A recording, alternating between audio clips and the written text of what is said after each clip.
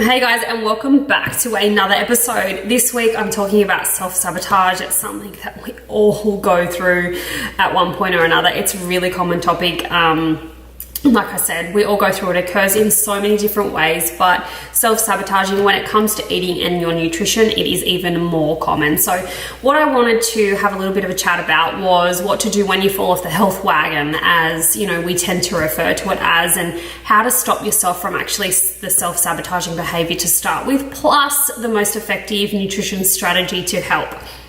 Towards the end, I'll also give you guys 3 super simple steps that you can take action on almost right away that's going to really help you stop with the self-sabotaging behavior. But first, I do actually want to share a little bit about my own self-sabotage. My life prior to having Casey was actually a life of self-sabotaging behavior. You guys may not believe it, but having absolutely no discipline with food and not being able to control my terrible eating habits. I'd try a diet and stick to it for a couple of weeks at most, and then I'd go out on the weekends and have a glass of wine, and I'd snack uncontrollably most nights of the week. Some diets I tried actually lasted no longer than literally a couple of hours. Then I moved on and I discovered counting calories, and it was like, counting calories, this is amazing. I thought that I would just eat the stuff that I was craving all the time and just make it fit into my calorie budget for the day. It didn't work. I found myself eating so little food because the food that I was eating had so many calories in it. I was starving, so hence why I was eating more and I was craving more and I was thinking about food all freaking day. Now, fast forward 7 or 8 years, and after trying every different strategy on the planet, every fad diet out there, along with really analyzing its effect on me personally, I found that hands down, one single approach by far had the most significant effect, medium and long term, okay? The reason I say medium and long term is because short term is easy. When you start a new diet, it can be fun, you're motivated, you're telling your friends all about it, and you know, you're posting about it on your Instagram and on your Facebook, and you're probably seeing some results. But what happens when the motivation starts to wear off, or the results stop, or the 8-week challenge is over, or you know, you're simply sick and tired of eating like a rabbit? That's when sustainability really comes into play, and that approach matters the most. So what is the best approach that I found for myself and the hundreds of clients along the way as well? It's flexible dieting. Now, it's not low carb, it's not keto, it's not challenge diets, meal plans, flexible dieting, okay? Not to diss the other ways of eating, I want to get that straight. As often, you know, there's times that these particular diets have their place, particularly if it's something that you enjoy. If you choose to be vegan or vegetarian, for example, that doesn't mean you won't be able to achieve your goal. If you choose keto or any other type of diet, they all have their place. Anywhere from autoimmune disease management to sustainability, other, you know, sustainability impacts, but they are not fat loss miracles. So it's really important for you guys to understand that. If your main goal is sustainable fat loss, muscle gain, and avoiding self-sabotage behavior, the number one approach time and time again has been flexible dieting. Now, what even is flexible dieting, or what even is a flexible approach? You hear words like balance and sustainability, food freedom, you know, even flexibility, like that word in itself, thrown around like a football at a football game. For me, it's an approach where the food that I eat is enjoyable. The food that I eat, I want to eat. I don't have to say I can't have that. The way you speak about food, it is so very important. It's the first step towards moving yourself towards that healthy relationship with food, and having an unhealthy relationship is very common.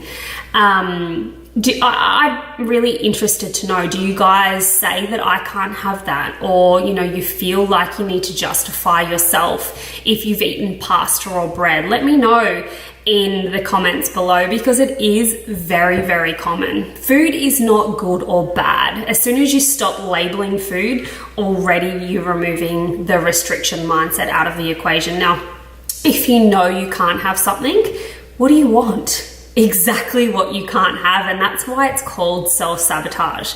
Start calling food food. There is, of course, less nutritious food and there is more nutritious food, but at the end of the day, you're in control of what you eat and what you don't, and it's your choice if you want to have it or if you don't want to have it. Now, if you have an event coming up where you might have, or you're planning to have a few drinks, or maybe it's a birthday dinner where you want to enjoy some dessert, maybe even if you want to have something daily like a coffee or a donut or a snack that's going to keep you sane, plan it into your diet. Now, what I mean by that is, if you want to eat a donut, you'll end up eating it anyway in most cases, one way or the other. So if you allow for it in your daily calorie intake, you're moving yourself towards your goal still, because it's in your daily calorie budget.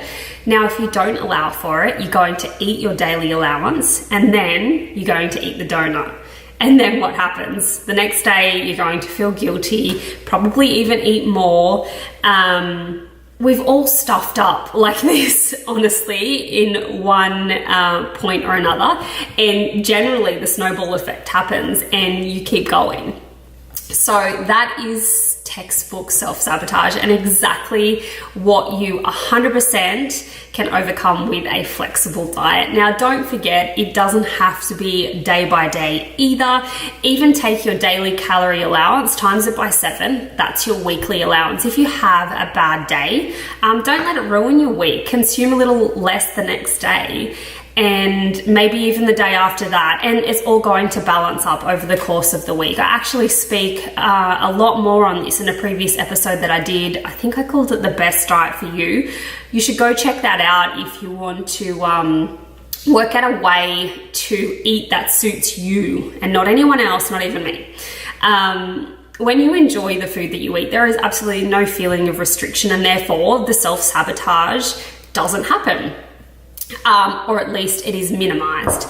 If you're going to pick something for muscle gain or fat loss, don't pick it unless it's something that you can see yourself doing forever. Otherwise, you're just not going to stick to it. Enjoying your food is just one way to stop your self-sabotage and stop you falling off the wagon, whether it be for the night, the following day, a week, or all together. You know what is really interesting? Everyone goes through cycles of self-sabotage, like I mentioned before, daily though. It's almost like clockwork, and we continually regret the things that we didn't do and wonder why we keep getting stuck doing the same old, same old. So do you think that we can overcome it? The answer is a big fat yes, okay?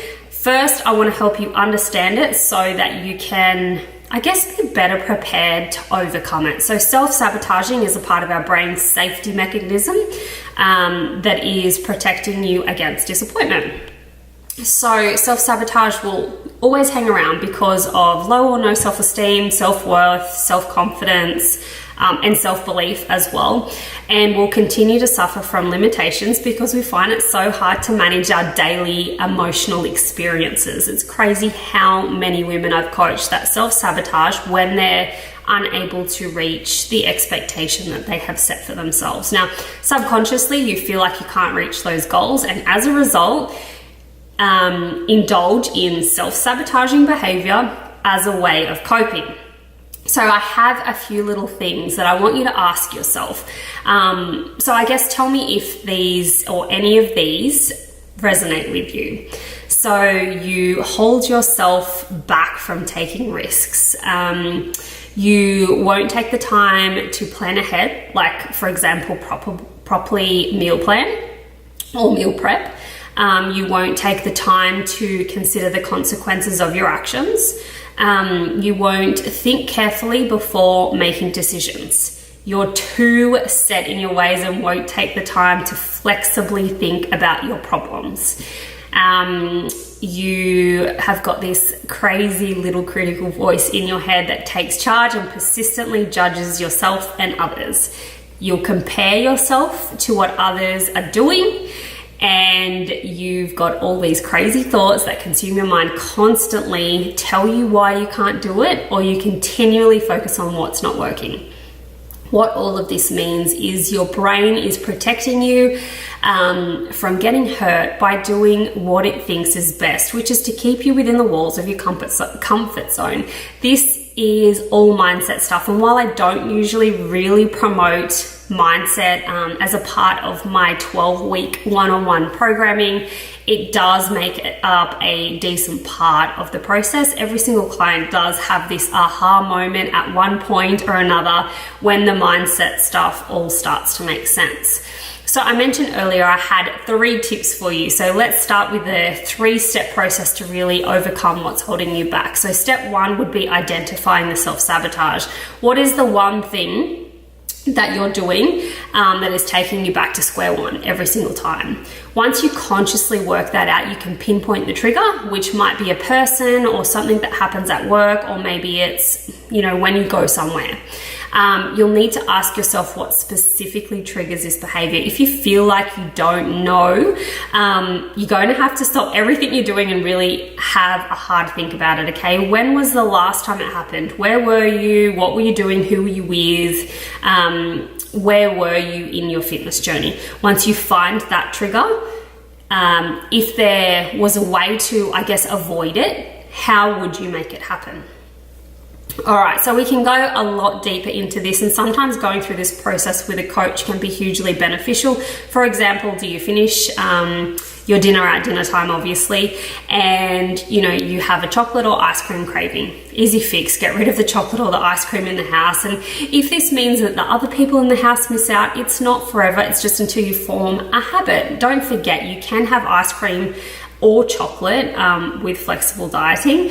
Just account for it in your daily intake. But if you're the type of person that has one spoonful and then has to polish off the tub, get it out of the house. Trust me, it might suck at the time, but you feel fantastic the next morning.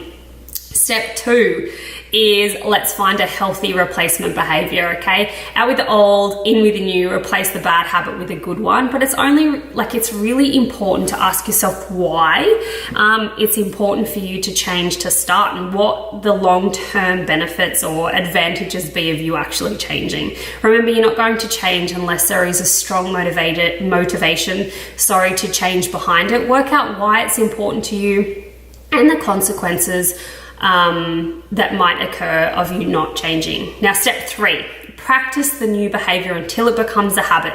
All right, so practice, it equals permanent, and in fact, it takes 66 days to change a habit. So promise you better get started right now. Something I like to do is create a habit journal.